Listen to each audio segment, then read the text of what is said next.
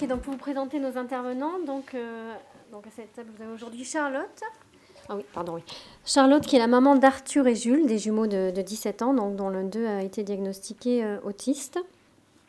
Charlotte n'est pas qu'une maman, c'est aussi une consultante qui est engagée sur des projets à impact sociaux et environnementaux. En ça, je pense qu'elle est assez significative du parcours de beaucoup de mamans qui finissent par aller vers une reconversion et se mettre à leur compte. Et Charlotte, en fait, collabore avec des acteurs politiques pour améliorer la loi en faveur des parents aidants. Donc c'est une maman lobbyiste que nous avons avec nous aujourd'hui.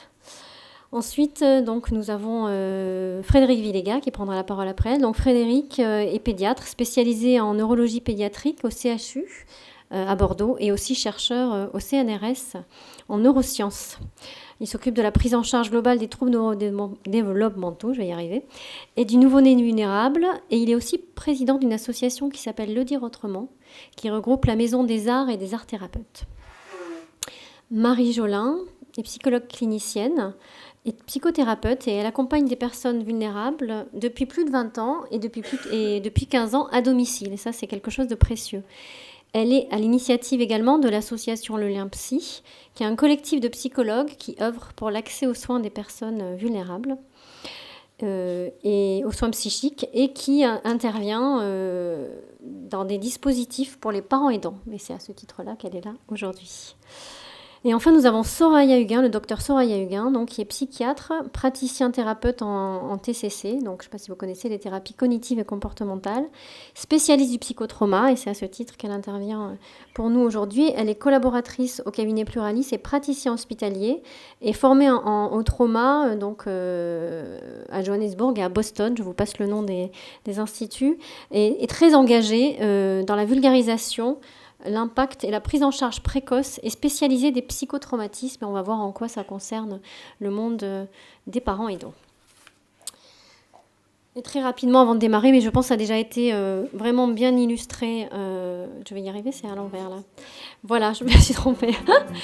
On a vu tout à l'heure qu'on a évoqué l'état d'esprit des parents en situation de handicap. Il y a aussi une étude Opinionway, juste pour rebondir sur ce qui a été dit, 81% des parents se considèrent dans un état d'esprit négatif, 54% ressentent de la lassitude, 45% de la peur, et on n'a que 26% de parents qui déclarent un état d'esprit positif.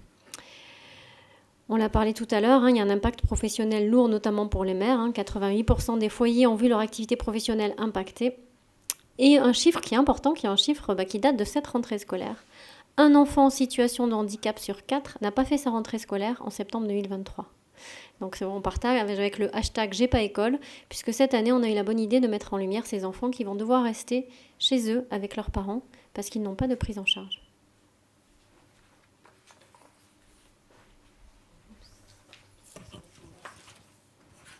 Bonjour à tous, je suis ravie d'être là aujourd'hui. Donc je m'appelle Charlotte, je suis l'heureuse maman d'Arthur et Jules et je crois que la thématique de la table ronde c'est le vécu des parents.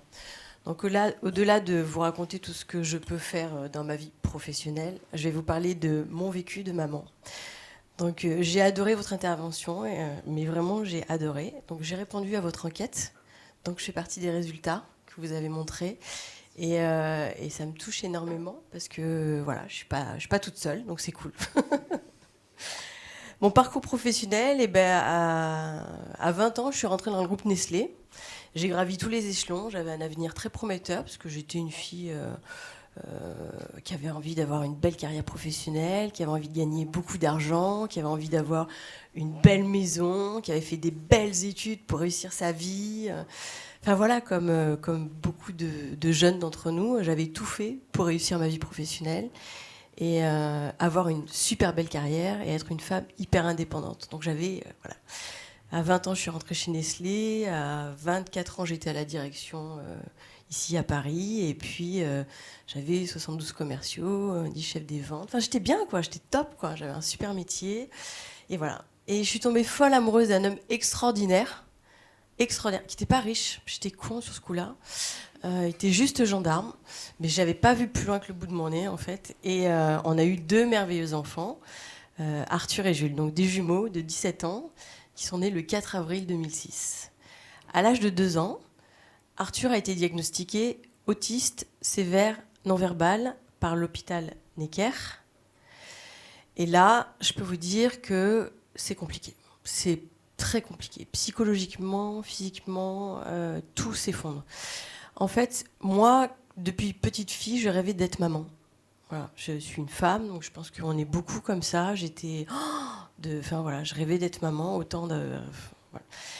Mais je rêvais pas de voir mon enfant souffrir, en fait. C'est quelque chose auquel j'étais absolument pas préparée psychologiquement.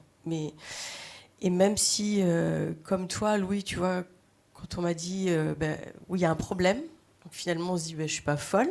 Donc, s'il y a des médecins dans la salle, écoutez un peu plus les parents. Quand on vient vous voir et qu'on vous dit, il y a un truc qui va pas, c'est qu'il y a vraiment un truc qui va pas. Oui, chez mon fils, il y a un truc qui allait pas. Et là, quand le diagnostic est tombé, c'est vraiment très compliqué.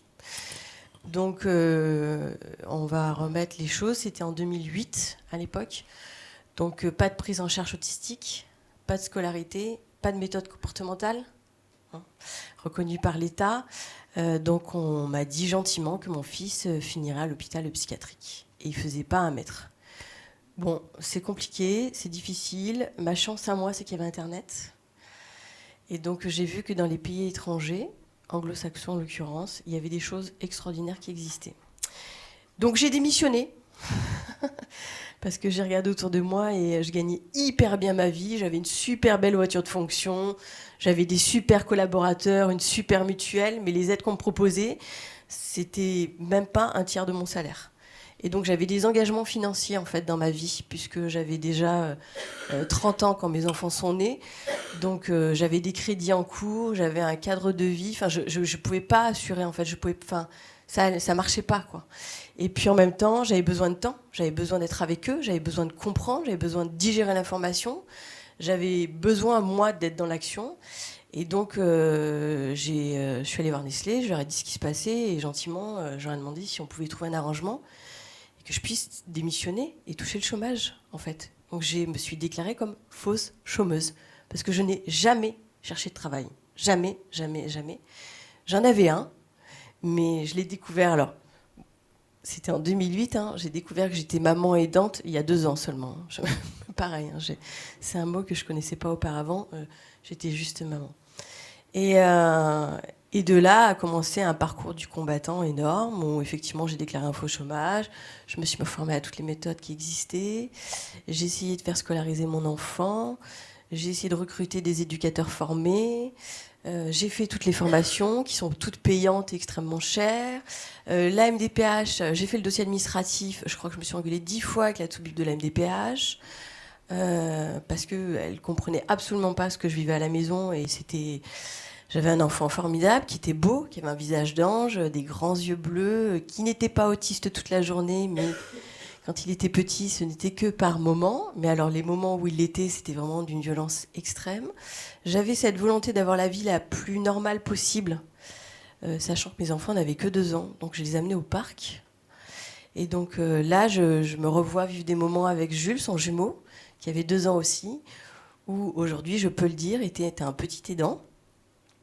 Parce que Arthur hurlait, mordait, tapait, criait, s'automutilait, bavait, courait, bloqué sur son ombre, faisait des stéréotypies. C'était un quotidien qui était extrêmement difficile. Et j'avais envie d'essayer. Donc j'ai eu la chance, moi, de rencontrer les bonnes personnes, parce que c'est ça, la vie est faite de rencontres. Et j'ai rencontré des gens fabuleux. Et donc j'ai eu la chance de participer au protocole expérimental qui s'est déroulé à l'école Saint-Dominique de Neuilly-sur-Seine. Et donc, c'était un protocole expérimental en collaboration avec Robert Debré et l'Éducation nationale, le ministère de la Santé et le ministère de la Solidarité pour développer les classes inclusives pour enfants autistes partout en France, en se disant si on fait du 1 pour 1, avec des méthodes comportementales qui n'étaient pas reconnues par l'État, on peut faire évoluer les enfants. Donc moi, j'ai une super belle histoire. J'avais mon chômage qui était suffisamment important pour payer les éducateurs. Mais ça, j'avais bien calculé que ça allait durer 2 ans. Ok, mais au moins, ça me permettait un petit peu d'anticiper. J'avais un emploi du temps quotidien qui, de toute façon, n'était pas en adéquation avec une vie professionnelle, parce que, comme le témoignage de tout à l'heure, j'avais rendez-vous chez l'orthophoniste, alors pour l'un, pour l'autre, parce que forcément, moi j'ai des jumeaux, donc s'il y en a un qui parle pas, l'autre il parle pas. Donc l'orthophoniste pour l'un, l'orthophoniste pour l'autre, le psychomote, les rendez-vous, les évaluations, l'administratif. J'avais un emploi du temps de ministre, voilà, clairement de ministre. Au bout de 2 ans, je savais que j'allais plus avoir mon chômage, donc j'ai monté mon association. J'ai collecté des fonds. J'ai organisé plein de choses pour lever des fonds, pour pouvoir anticiper et me dire il faut toujours que j'ai suffisamment d'argent pour payer la prise en charge de mon fils. Donc psychologiquement, c'est quand même hyper lourd d'aller demander de l'argent aux gens. Aidez-moi, aidez-moi. Et là, en plus, on vous dit mais vous savez qu'il guérira pas, hein, donc abandonnez. C'est quand même... C'est une perception. On va le faire parce que t'es sympa et qu'on t'aime beaucoup. Enfin voilà, on est dans une situation permanente qui est vraiment très complexe et psychologiquement épuisante. Mais on n'abandonne jamais. Jamais, jamais, jamais. Alors oui, on est fatigué, mais on n'abandonne jamais. Mon association a été montée. Arthur a fait partie de ce protocole expérimental. Heureusement, ma foi, puisqu'on le prenait 2 fois à 10 minutes avec des éducateurs formés à ma charge, donc dans l'école privée ou publique à côté de chez moi. Et donc, comme Saint-Dominique, c'est le premier élève, il est rentré en petite section de maternelle à temps plein, avec une éducatrice spécialisée formée à son handicap et une maîtresse. Et ça, 6 enfants autistes ont pu en bénéficier, Arthur étant le premier élève. J'ai eu de la chance aussi, c'est que j'ai fait rentrer mon équipe éducative au sein de l'école, parce qu'elle était hyper forte. J'avais vraiment une super équipe éducative que j'ai recrutée en formation, donc c'était des étudiantes, et on a fait un suivi et un parcours ensemble comme ça pendant X années. Et comme je suis un peu comme vous, quand on commence quelque chose, on a du mal à s'arrêter. Au-delà du fait d'avoir la chance de participer aux classes inclusives et donc de voir mon enfant, d'être témoin de son évolution et de son autonomie quotidienne, de son langage qui arrive, de ce rôle d'élève et d'enfant qu'il gagne chaque jour, je me suis dit, non, il faut que j'accompagne aussi Saint-Dominique sur la prise en charge, la prise en charge comportementale par la MDPH et la sécurité sociale, que ce soit revalorisé, parce que c'était pas possible. On peut pas tous monter une association, aller demander de l'argent à ses collègues, à sa famille. C'est pas la vie, c'est pas ça. Hein. Moi aussi, j'ai payé mes impôts. Hein, parce que... non. Donc j'ai participé à la création de la classe Soleil. Ça a été un succès énorme, puisqu'Arthur, au bout de 8 ans, avec un parcours personnalisé, a été diagnostiqué par Robert Debré sans autisme. Donc j'ai une super belle histoire. Voilà, donc mon petit garçon d'un autisme sévère non-verbal est devenu un jeune adolescent sans autisme. Et je suis partie vivre à Bordeaux du coup, parce que j'avais envie de fermer et tourner la page. Et comme bien sûr, moi je pense que je résume l'histoire de Monsieur et Dame tout le monde, là mon mari m'a dit j'en peux plus. Ces 8 années ont été lourdes, difficiles, épuisantes. Je vous aime à la folie, mais je vous quitte. Boum. Donc je me suis retrouvée 8 ans sans travailler, sans salaire. Tout ce que j'ai fait pour le gouvernement, je l'ai fait gracieusement. Tout ce que j'ai fait pour la MDPH, je l'ai fait gracieusement. La création des classes inclusives, la reconnaissance des méthodes comportementales. Et là, je me retrouvais toute seule, maman, solo, avec mes 2 petits garçons qui allaient hyper bien, à Bordeaux, dans une ville où je connais personne en plus, hein, donc c'est cool. Voilà, donc je pense que je rassemble le stéréotype de beaucoup de parents, d'enfants, mais on va super bien et je m'entends hyper bien avec mon ex-mari, vous inquiétez pas, tout va bien. Donc là, il a fallu que je travaille, donc j'ai monté une association, une autre, pareil dans la solidarité, parce que ça change, et ça change en mieux, et ça change en bien. Ça remet l'église au centre du village, on a des valeurs qui sont différentes, on a des joies quotidiennes, parce que voilà, on a une notion du bonheur qui est vraiment démultipliée. Et pour répondre à la question pourquoi on ne nous voit pas, les parents aidants, c'est parce qu'on n'a pas le temps, en fait. C'est pas qu'on n'a pas le temps. Et l'énergie qui nous reste, elle est pour nos enfants. Et nos enfants, c'est notre enfant malade, mais c'est aussi les fratries. Et donc, au bout de 5 ans à Bordeaux, j'ai fait une rupture conventionnelle parce que je suis restée séparée 5 ans, mais au bout de 5 ans, mon mari a demandé le divorce à l'amiable. Et là, je me suis rendu compte que les 8 années pas travaillées, j'avais perdu énormément et qu'on demandait à mon gentil ex-mari pas riche de payer les 8 années que j'avais données à mon enfant. C'était juste pas possible. Et donc, c'est pour ça qu'aujourd'hui, je fais du lobbying. Et depuis 2 ans, je travaille avec les parlementaires et les ministres pour donner une reconnaissance aux parents aidants de son enfant, avec, pareil, comme objectif, qu'on puisse à un moment donné recouvrir tous les aidants, c'est-à-dire les 11 millions d'aidants. Voilà. Et puis, comme il y a des destins qui ne s'arrêtent pas, il y a un an, quand j'étais à Paris pour mon projet de loi, pour le statut des parents aidants et leur reconnaissance, je reçois un coup de téléphone terrible où Arthur, qui a appris à parler pas très naturellement, avec des images et plein de choses, fait un AVC hémorragique grave. Il est 14 heures, il a été opéré à 21 heures à Bordeaux. Ils lui ont sauvé miraculeusement la vie, alors paralysé de tout d'un côté. Les émotions, le langage, la mémoire, tout ça a été touché. Et on a fait un an de rééducation, donc on est retombé dans un truc qu'on savait déjà super bien faire, mais que je pensais vraiment derrière moi. Jules en a fait une phobie scolaire, avec tentative de suicide et donc une hospitalisation au centre Abadi. Et aujourd'hui, ils vont hyper bien. Donc Arthur est rentré en première cette année. Il a récupéré l'ensemble de ses capacités. Il n'est plus du tout handicapé. Et tout va super bien. Et effectivement, je confirme, j'ai dû refaire un dossier MDPH il y a un an que je maîtrisais. Plus, oui. On a fait des évolutions quand même depuis 2008. Je me suis replongée dans les nouveaux dossiers. J'ai eu la réponse il y a 15 jours. Voilà. Donc on est toujours dans cette problématique. Donc c'est important que vous, professionnels, vous puissiez nous aider tout de suite, qu'on n'ait pas cette attente. Parce qu'on n'a pas tous l'énergie, les fonds, la capacité, le réseau, les rencontres. Enfin voilà. Donc c'est primordial que vous, professionnels, vous soyez là pour nous aider. Parce qu'en plus, on n'est effectivement pas que des parents. Donc ça, je l'ai réalisé que peu de temps. Effectivement, on développe des compétences qui sont assez incroyables, mais on travaille. C'est un vrai travail, c'est un vrai job. Donc, il faut le reconnaître. Voilà. Merci Charlotte.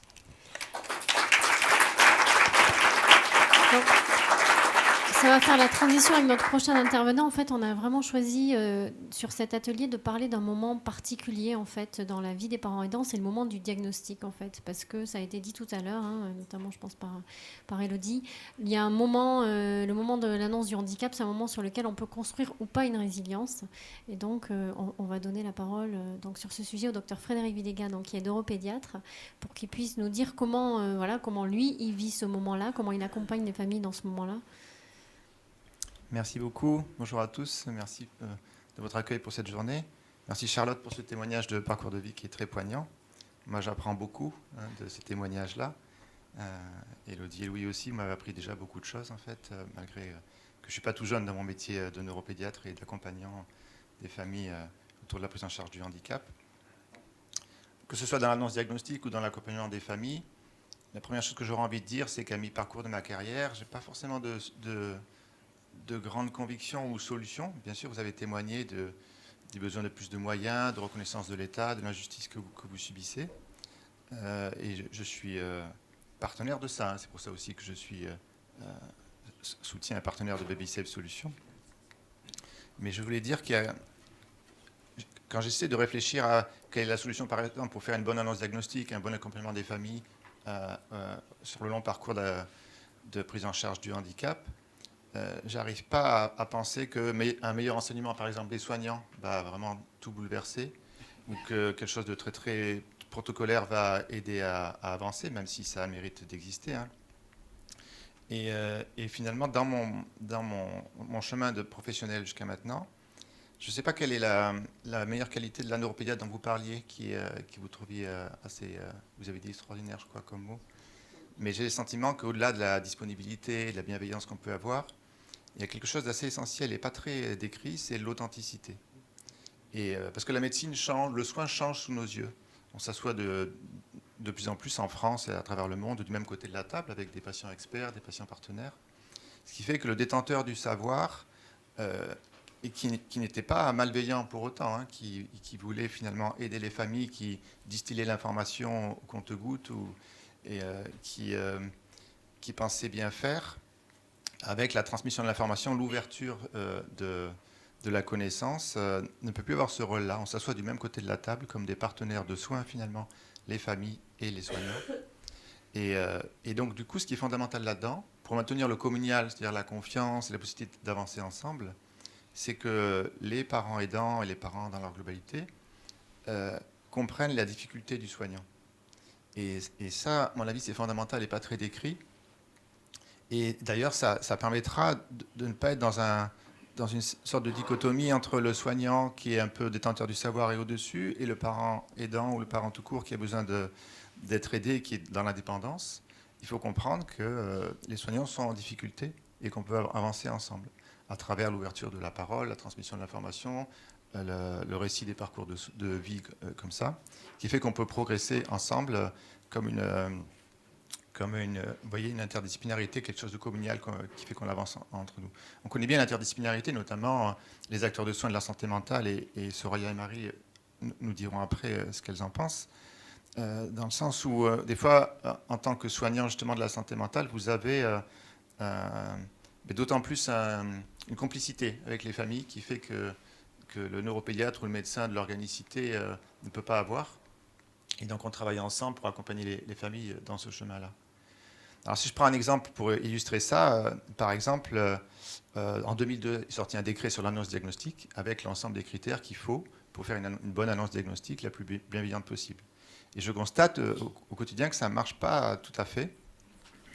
Par exemple, il y a des familles qui reprochent que les choses soient très protocolisées. En réanimation, à Bordeaux, on avait mis un paquet de mouchoirs sur la table. Il y a plusieurs familles qui m'ont dit « mais c'est horrible, comment vous pouvez penser qu'on est prédéterminé à avoir de la peine en fait ?» Donc vous voyez, quand on essaie de faire des petits détails comme ça qui sont légiférés quelque part, on n'avance pas forcément ensemble. Et ce qui me ramène à penser que c'est l'authenticité humaine de décrire que j'ai du mal à faire l'annonce ou qu'on l'a fait ensemble, qu'on l'a fait progressivement, va permettre de rallier ce communal. Il y avait un grand patron quand j'étais jeune qui je trouvais très très humain, assez extraordinaire, c'était un cancérologue. Donc beaucoup d'annonces diagnostiques à faire dans la maladie, pas vraiment dans le handicap. Mais il avait une caractéristique, c'est qu'il avait toujours la main sur la poignée de la porte quand il faisait des annonces diagnostiques. Alors je disais, mais c'est pas possible, il fait exprès ou quoi? Parce que c'est très connu que c'est horrible pour un médecin d'avoir la main sur la poignée de la porte, du style, je vais partir juste après. Et j'ai compris qu'en fait, il avait la volonté de ne pas instaurer une sacralisation de l'instant. Et dans l'annonce diagnostique, effectivement, j'ai compris ça avec les familles. Si on protocolise trop ou si on impose la sacralisation de l'instant, l'enfant est différent avant et après l'annonce. Alors que si l'annonce fait partie de la vie, vous voyez, ce que je veux vous dire, c'est qu'il faut qu'on ait une simplicité dans l'annonce diagnostique et dans l'accompagnement du handicap, comme une complicité de solidarité sociale, comme vous le dites, quoi. Je pense que le soignant n'est pas extérieur à cette solidarité sociétale qu'on veut construire ensemble. Et voilà, c'est pour vous raconter ce genre d'histoire-là qui m'ont amené à penser que mon authenticité fait ma force de soignant qui fait que je peux aider les gens au mieux. Alors je fais des erreurs, hein, et je me suis dit qu'il y avait deux grandes choses dans la carrière d'un soignant qui pouvaient nous toucher. C'est d'abord d'être reconnu par les autres soignants. Et de plus en plus, en vieillissant, j'ai des jeunes qui me disent « Ah, j'ai fait neuropédiatrie grâce à vous, parce que je vous ai rencontré étudiant, etc. » Ça me touche beaucoup. Mais une autre chose assez rare, que vous, peut-être, acteurs du soin de la santé mentale, vous connaissez encore mieux que moi, c'est quand des familles nous écrivent ou nous disent quelque chose de très personnel. Et donc, c'est pour ça que j'avais amené un courrier aujourd'hui en demandant l'autorisation à la maman de le montrer. C'est une maman qui m'a écrit un courrier un jour pour me raconter son vécu de l'annonce. C'est assez rare, finalement, ce genre de courrier-là. Et avec des reproches, c'est ça qui est passionnant et que j'ai trouvé très touchant. Elle me disait qu'avec son mari, ils avaient vu une émission à la télévision où on disait que les parents, en général, ne veulent plus vraiment être suivis par le soignant qui leur a annoncé, qui aura fait un diagnostic, parce qu'il y a justement un mauvais souvenir de l'instant, en fait, et une association du soignant avec cet instant. Et elle me dit dans sa lettre, mais avec vous, pas du tout. Et elle me dit, avec mon mari, on s'est dit que vous nous aviez annoncé des choses terribles, mais qu'on avait pu l'entendre et que ça paraissait simple. Et elle me dit, mais vous avez quand même un côté un peu froid et stoïque au premier abord. Si. Et donc, c'est pour vous dire que elle m'a appris des choses, comme je lui ai appris des choses. Il y a beaucoup de parents qui m'ont témoigné, c'est assez connu, hein, qu'il faut du temps. Pour l'annonce n'est jamais sacralisée à un moment donné, mais que les portes s'ouvrent et se referment avec le temps. Il y a des familles qui m'ont dit ça, qui m'ont dit qu'il a fallu des années, il y avait des mots qu'on n'entendait pas. Donc cette disponibilité, cette interdisciplinarité pour porter les familles pour tout le soutien dont ils peuvent avoir besoin, ça prend du temps. Mais ce temps-là, il nécessite une authenticité du soignant qui est un peu moderne. Hein, c'est de quelques années finalement qu'on fait de l'éducation thérapeutique, qu'on se soit du même côté de la table. Cette authenticité-là, il va falloir qu'on la transmette aux jeunes soignants. Et ça passera pas forcément par un protocole écrit ou des cours. Hein, ça passera aussi par une nouvelle vision de la solidarité qu'on peut avoir entre soignants et soignés quelque part. Merci. Merci beaucoup. On va passer maintenant la parole au docteur Soraya Huguin. Sur la question du psychotrauma, on avait à cœur de replacer la question du handicap aussi autour de la question du trauma, qui peut être un trauma de l'annonce ou simplement un trauma de devoir vivre des choses qui ne sont pas courantes.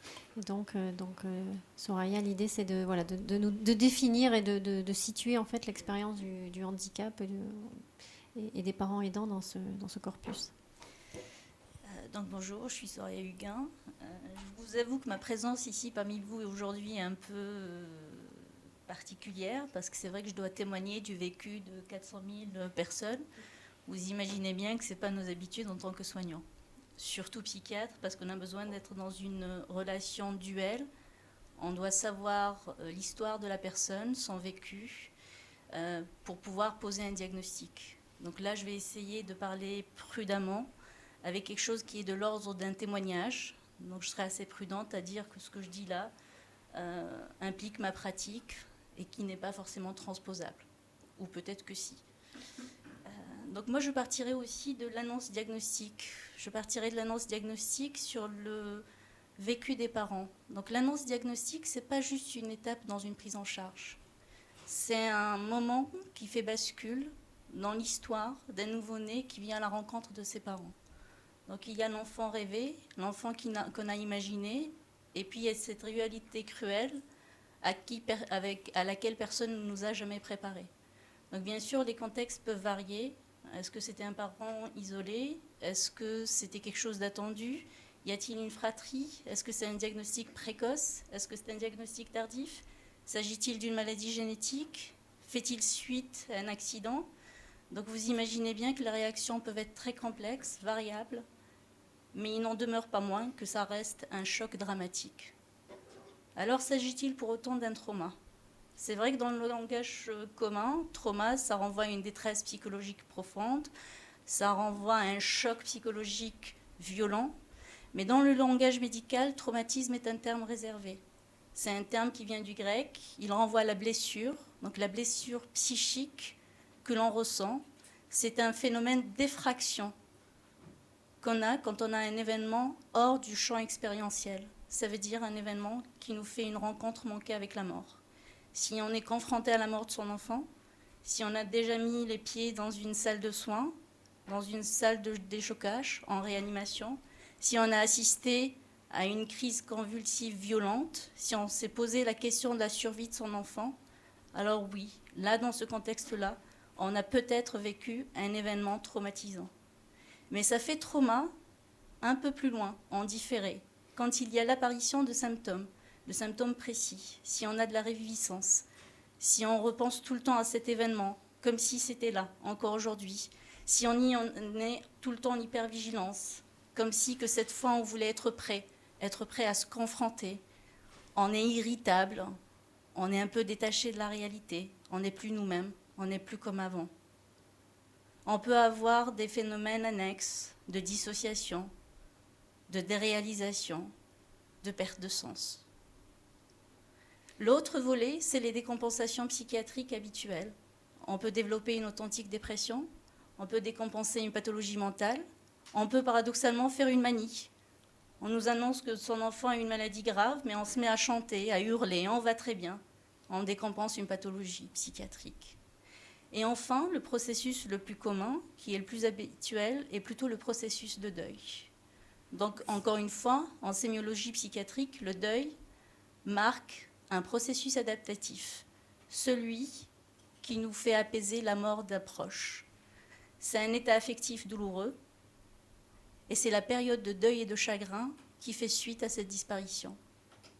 Là, bien sûr, il ne s'agit pas d'un deuil réel, parce que l'enfant est là, mais il s'agit d'un deuil symbolique. Faire le deuil de l'enfant qu'on avait imaginé, celui qu'on avait attendu. Se retrouver brusquement pris dans une réalité qui n'était pas celle qu'on avait attendue. Personne ne nous avait préparé à ça. On savait peut-être qu'on avait la compétence pour être parent, mais là, on nous en demande trop. Alors, quel impact ? Eh bien, les impacts sont multiples et variés. Il y a l'impact familial. Comment aménager une nouvelle vie ? Faut-il déménager ? Faut-il engager des soins ? Faut-il engager des finances ? Faut-il s'arrêter de travailler ? Il y a l'impact social. On ne va plus voir les amis autant qu'avant, parce que comment est-ce qu'on va leur expliquer ce qui nous arrive ? On ne sait même pas nous mettre des mots. Peut-être que dans un premier temps, on a besoin de s'isoler, on a besoin de comprendre. On met un peu à distance les amis, parce qu'on se dit qu'ils ne comprendront rien. Il y a l'impact sur la relation parentale. Eh bien, l'enfant qu'on a imaginé, ce n'est pas celui qu'on a. Alors, comment on fait ? Sera-t-on suffisamment compétent ? Saura-t-on faire ?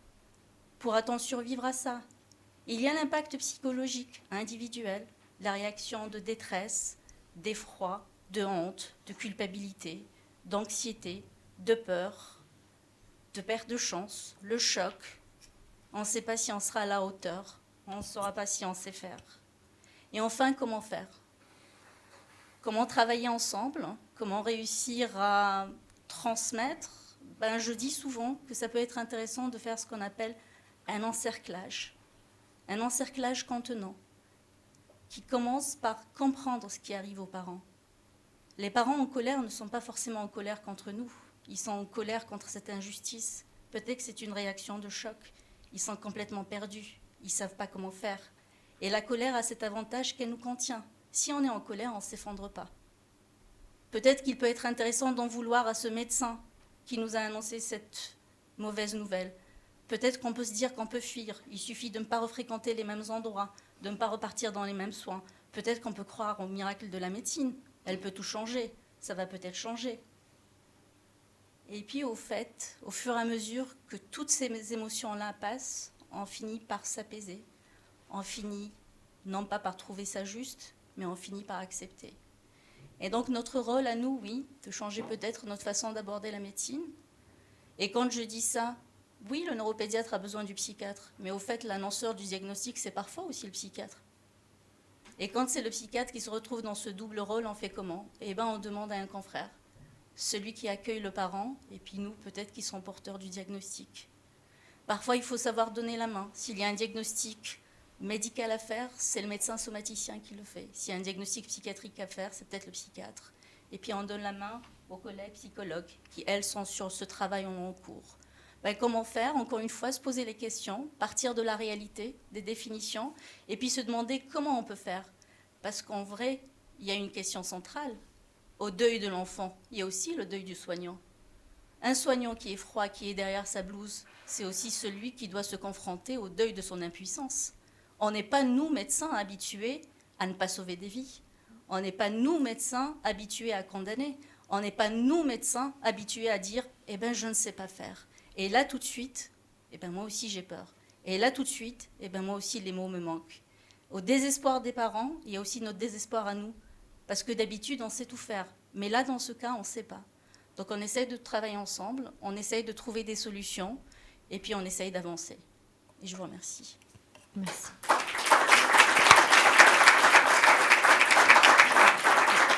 Merci Soraya pour cet éclairage. On va passer la parole à Marie qui va parler de l'accompagnement en fait, puisqu'en tant que psychologue, elle est amenée à accompagner des parents et donc à donner son regard sur ce qui est vécu à l'intérieur.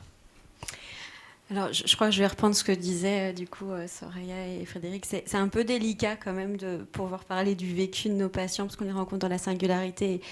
Et j'ai pas vocation à être exhaustive. Je crois que c'est ce que je vous avais dit.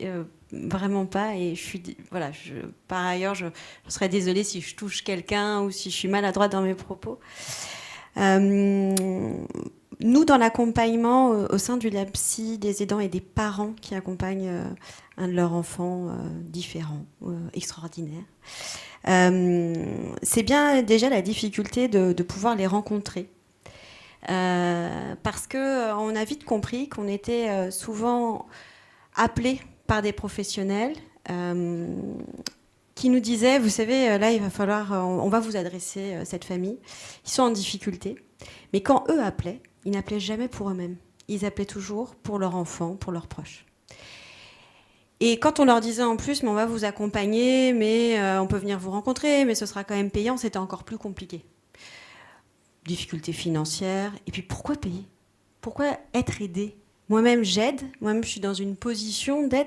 Et puis, je ne suis pas faible. Alors, ok, on a entendu parler, en fait, tout ce qu'on évoque depuis ce matin, c'est la notion du fardeau. En psychologie, on parle du fardeau depuis à peu près les années 80.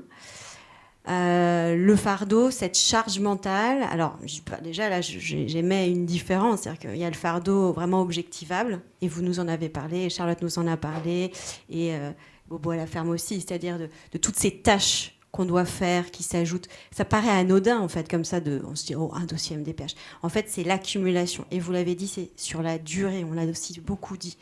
Et c'est sur cette durée qui est aussi difficile à tenir. Et puis, il y a tout le fardeau aussi qui est plutôt plus subjectif, qui est un fardeau dans la question du vécu. On en a parlé un tout petit peu, c'est vous, Charlotte, parce que depuis ce matin, j'écoute et je me demande bien ce que je vais pouvoir apporter en plus. Et je me dis, oui, c'est toute la partie émotionnelle. C'est ce qu'on vient d'évoquer aussi sur toute la question aussi du diagnostic du trauma, de comment on le vit.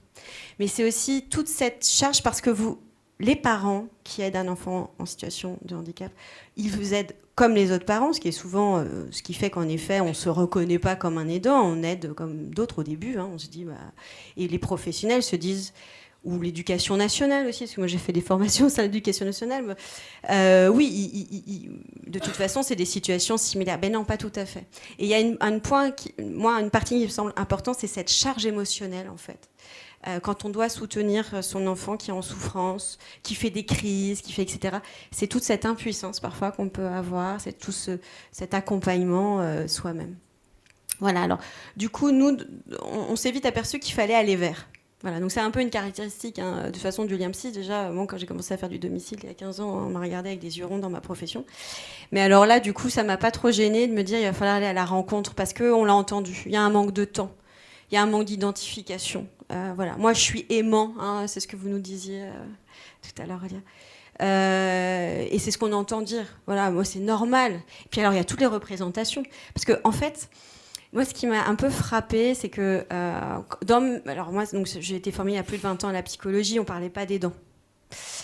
On parlait des familles, bien sûr, on parlait de tout ça, mais on ne parlait pas des aidants. Et ce qui m'a énormément frappée, alors j'étais dans des premiers colloques sur les aidants. Bon, déjà, ça m'a questionnée.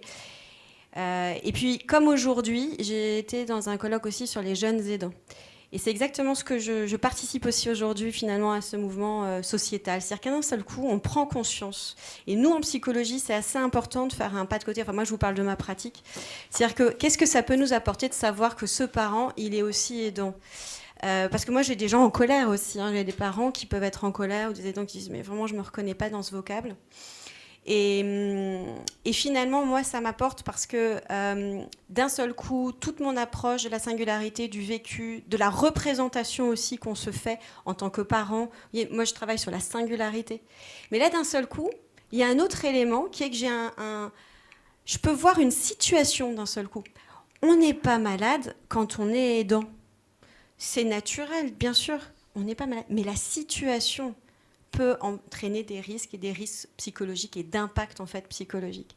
Et d'un seul coup, de le voir ainsi, moi, ça m'aide à comprendre l'écosystème dans lequel la personne évolue et de voir les stratégies. Parfois aujourd'hui, alors on parlait de TCC, on parle de stratégie de coping, mais ça peut être aussi de mécanismes de défense par rapport en fait à cette situation d'aide.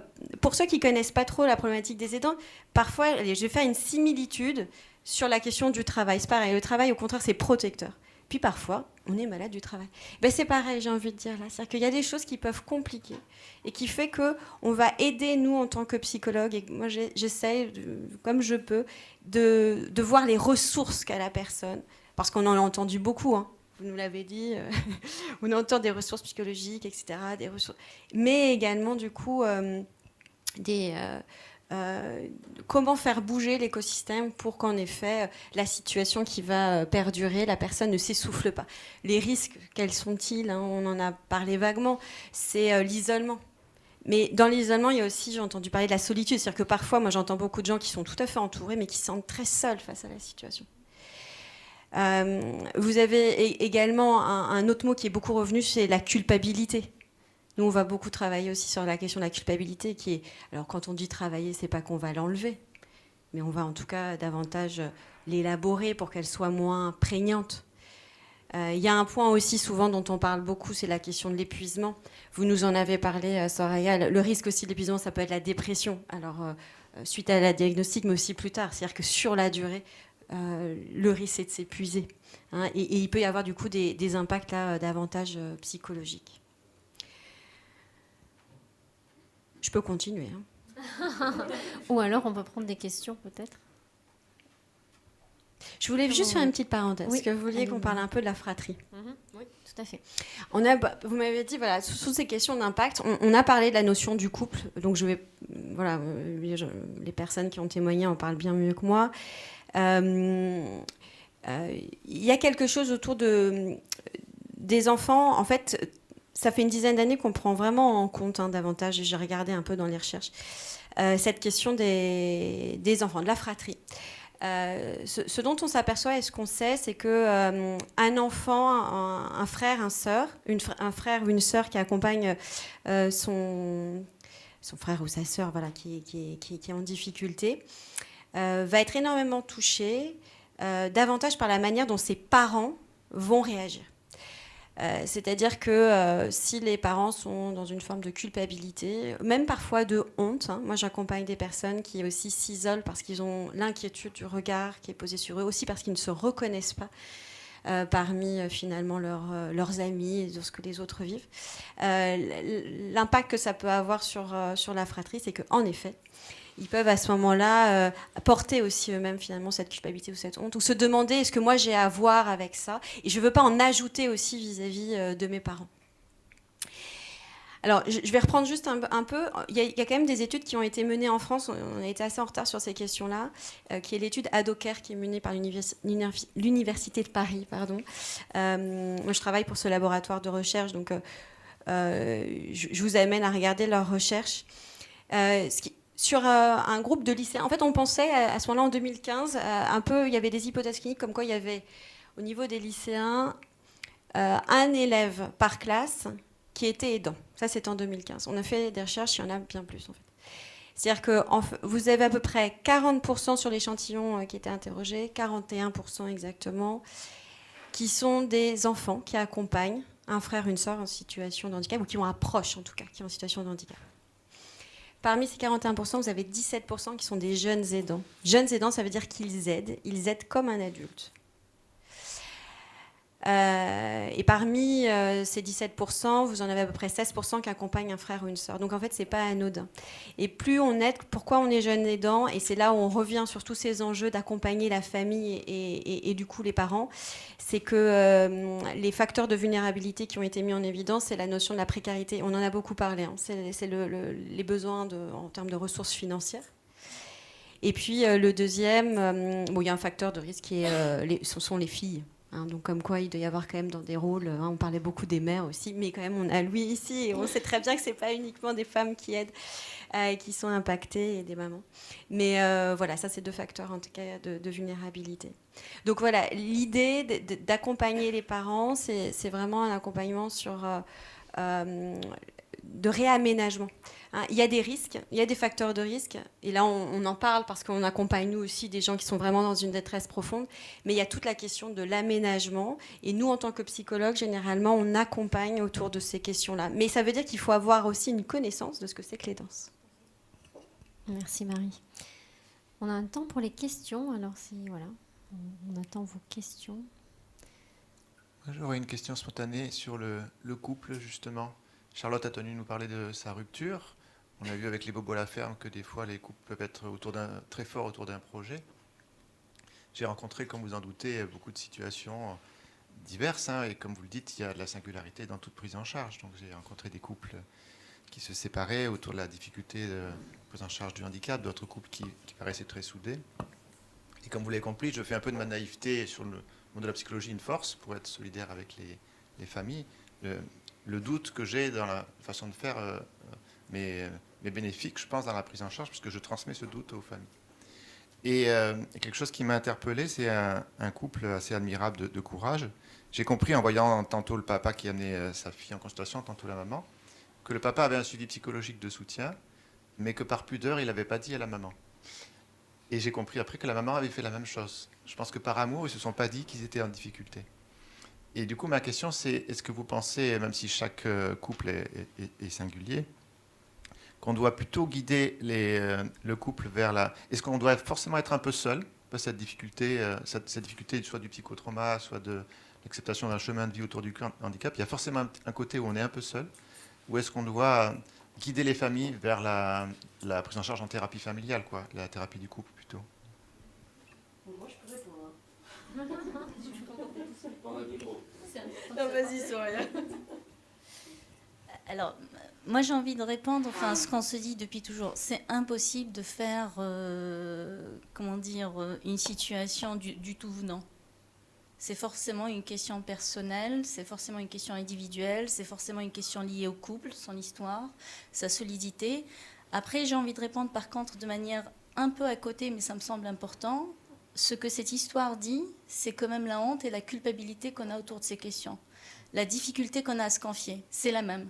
Celle qu'on a à dire, par exemple, qu'à son médecin quand c'est fendre, qu'on est en colère, qu'on ne sait pas pourquoi on est en colère. Celle qu'on a de le dire à des amis, de demander de l'aide à des proches. Celle qu'on a de dire qu'on est faillible. Et des fois, on a même du mal à se le dire dans l'intimité du couple. Donc pour moi, ça reste toujours autour de la vulgarisation, de la banalisation et de l'acceptation de ces phénomènes psychiques qui, moi, me paraissent légitimes. Je ne sais pas si tu voulais rajouter quelque chose. Oui, c'est tout à fait vrai, Soraya, sauf qu'il y a un tout petit bémol, c'est que ce couple que je connais bien, je suis persuadé que le papa l'a pas dit à la maman, pas par honte, mais pour pas que la maman ait de la peine, qu'il ait de la peine. Vous voyez ce que je veux dire? Et il lui a caché qu'il avait un suivi psychologique pour pas qu'elle ait de la peine que sa vie ne soit pas si heureuse que ça, et inversement en fait. Ben, au fait, du coup, ça revient à... Est-ce que tous les couples en ont besoin? Pas forcément, mais peut-être que ce couple-là en particulier aurait besoin d'avoir quelques séances de thérapie familiale ou de thérapie de couple dans ce cas en particulier. Et puis j'ai envie de vous redire, l'authenticité dont on parlait en tant que soignant, c'est une authenticité qui doit être dans la réalité. Ça veut dire que dans ma perception de ce couple-là, je pense qu'il y a un dialogue à rétablir. Donc dans ma perception, je peux me donner cette compétence, je n'ai pas forcément besoin de demander à ma collègue psychiatre ce qu'elle en pense. Et moi je pense que c'est aussi important dans notre façon de travailler, de s'autoriser aussi à dire mais je peux partir du réel et j'ai la compétence nécessaire, peut-être pas en tant que neuropédiatre, mais en tant qu'être humain qui est témoin de ça sous mes yeux. Oui, moi, ça m'évoque aussi cette difficulté parfois à demander de l'aide et à le dire en fait, parce que sinon, j'ai rencontré beaucoup de personnes qui peuvent dire accepter cette aide, c'est peut-être être un peu faillible. Et peut-être qu'aussi, il peut y avoir des inquiétudes de se dire c'est parce que je ne tiens pas la route ou autre. Alors qu'en fait, il y a beaucoup de ressources et que quand on rencontre en plus un thérapeute, c'est justement pour réfléchir à ce chemin qui est long. Et pour mobiliser les ressources. Est-ce qu'il y a d'autres questions dans la salle ou pas? Sachant qu'on a un programme bien chargé. J'avais juste un dernier mot à dire peut-être, parce qu'avec Soraya, on avait échangé déjà. Et pour autant, on n'avait pas abouti à la conclusion un peu commune d'aujourd'hui de tous les deux psychiatres et pédiatres que c'est le doute finalement qui nous est bénéfique pour aider les familles. Et qu'on n'a pas de solution miracle, mais la solution miracle, c'est peut-être de transmettre, d'échanger avec les familles, qu'on n'a pas de solution miracle, il faut qu'on avance ensemble. Comme si la résilience, on pouvait la faire ensemble, en fait, avec les familles. Moi, j'aimerais ajouter, parce qu'on parlait, alors au sein du lien psy aussi, on travaille pas mal avec des professionnels, et on entend, comme vous avez évoqué, la question de la rencontre, on l'a évoqué plusieurs fois. Et ça a à voir avec les représentations de chacun. La représentation qu'on se fait d'être un bon parent, la représentation aussi en tant que soignant qu'on se fait de la famille. C'est vrai que nous, on rencontre des familles, ils ont l'impression qu'on les a pas compris, qu'on leur met des étiquettes, des choses comme ça. Et puis, je rencontre aussi des soignants qui, en effet, doutent ou doutent pas assez. C'est peut-être pour ça que vous êtes là aujourd'hui. mais voilà. Et donc, du coup, il y a ce travail des représentations, des fantasmes, etc., autour de toutes ces situations qui fait qu'en effet, il y a une rencontre. Et au fait, pour clore sur ça, donc il y a la notion de doute, mais il y a aussi la notion de baisser la garde pour nous aussi, en tant que soignés. Et accepter qu'on n'est pas expert dans cette situation et qu'on n'a peut-être pas l'expertise de la famille qui, elle, est dans son tourbillon émotionnel. Et là, c'est quelque chose qu'on peut accueillir, on peut diagnostiquer a posteriori, mais peut-être que dans ces cas-là, on peut se dire on va juste être le réceptacle, on ne va pas forcément mettre d'étiquette. Alors moi, je voudrais réagir à ce que vous avez dit, avec toute ma singularité par rapport à ça. Je pense qu'on a besoin de quelqu'un de fort en face. Et c'est le médecin, la personne forte. Parce que nous, ce n'est pas des doutes, c'est un trou qu'on a sous les pieds. Et c'est un trou permanent qui va durer de longues années, c'est un chemin, c'est vrai. Et en face, on a un médecin qui pose un diagnostic. Donc on va lui faire confiance parce que ce n'est pas du tout ce qu'on avait envie d'entendre. Donc, et il faut que le médecin il soit hyper fort. Alors qu'il doute, oui, mais qu'il soit hyper fort. Parce que c'est sur lui aussi sur lequel on va se reposer. Moi, le diagnostic d'autisme d'Arthur, j'ai pas pu me reposer sur mes médecins. Il n'y avait pas de prise en charge comportementale à l'époque, il n'y avait rien. C'était l'hôpital psychiatrique. C'était hors de question que mon fils, à l'âge de 2 ans, aille à l'hôpital psychiatrique. Mais c'est mon caractère à moi, et voilà. Mais le doute, j'entends, mais force surtout. Après, je pense que vous êtes aussi le vecteur de celui qui peut dire « Vous avez raison de vous faire aider, monsieur, mais dites-le à votre femme. » Enfin, vous avez un rôle majeur dans nos vies, en fait. Donc, c'est très bien ce que vous avez dit, Soraya, et j'adore, j'ai adoré votre discours, etc. Et c'est bien, vous remettez l'église au centre du village, vous ne savez pas tout. Mais dans des moments comme ça, d'annonce de diagnostic, on a vraiment besoin que vous soyez hyper fort. Parce qu'on n'a que vous, en fait. Et la culpabilité, elle est énorme. Et elle ne passera pas. Elle ne passera pas. Elle fait partie de nos vies. Elle passera pas, mais elle dit plein de choses. Et nous, on travaille sur tout ce qu'elle peut dire. Et elle aide à mettre du sens. Hein. Mais heureusement qu'elle est là. Et heureusement qu'elle est là, parce qu'elle forme de l'empathie. Enfin, je dirais, la culpabilité, c'est fondamental dans notre société, d'ailleurs. Voilà. Juste une petite subtilité, Charlotte, mais c'est super que vous ayez souligné ça. Moi, je suis médecin réanimateur, je fais des gardes au SAMU. Si je doute, je fais mal mon métier. Hein.